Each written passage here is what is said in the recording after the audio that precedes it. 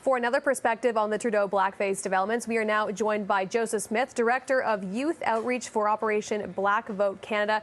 Joseph, thanks for coming in tonight. Thank you for having me. Before we delve into this, maybe just give our viewers an outline of what your organization does and it's all about. Absolutely. So OBVC, Operation Black Vote Canada, is a multi-partisan nonprofit organization which focuses on advocating for the representation of people of color in all levels of government and within our political ecosystem. So we were talking, just before going on air, how busy you've been today because you're fielding calls not only from, journalists and different media outlets, but also just from people that want to chat about this. Yeah. What are they telling you?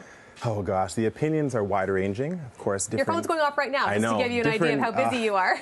Different spectrums of it. Essentially, some people are indifferent to the entire matter. Some people are just expressing complete disgust and contempt. But my assessment is a bit more middle ground in the sense that there are instances that occur like this every decade or so from all different individuals with power or with privilege.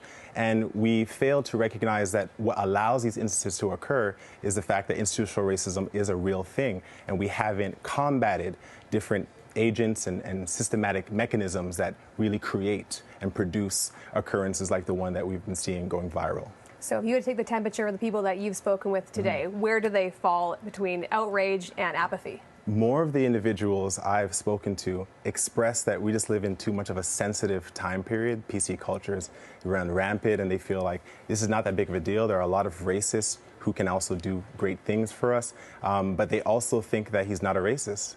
And so a lot of them express that, well, this is something that I think if we were to dig into the past of a lot of 20-somethings that might be white and privileged, we might find something like this. But what matters most is what are his policies? What is he standing behind? And how will he use the remorse that he's shown to remedy some of these tensions institutionally and from a policy perspective? And he came out today in this 40-minute session with reporters, fielding a lot of questions there, starting and speaking directly to racialized Canadians. Yeah. How do you think that apology was received today?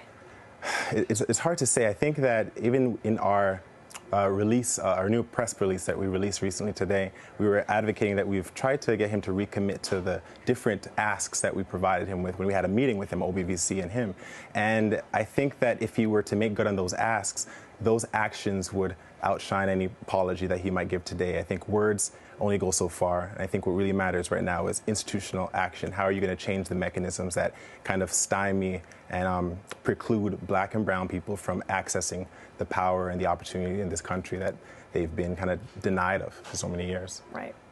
In terms of, your personal view on this and how you found out, what was your initial reaction? I was shocked. I couldn't believe that it occurred. I was hurt. It just all seemed like I was in a nightmare because I was looking at this and I was thinking, well, how is this possible that someone like this, who I kind of believe in and I think that has really good policies, would also do this earlier on? But then I realized that there's a lot of individuals who, if you were to dig into their past, a lot of different things might come up. And what matters most is the actions. And I don't think his actions have shown that he's a racist. So. Well, Joseph, thanks for coming in. Appreciate your insight on this. Thank you so much for having me.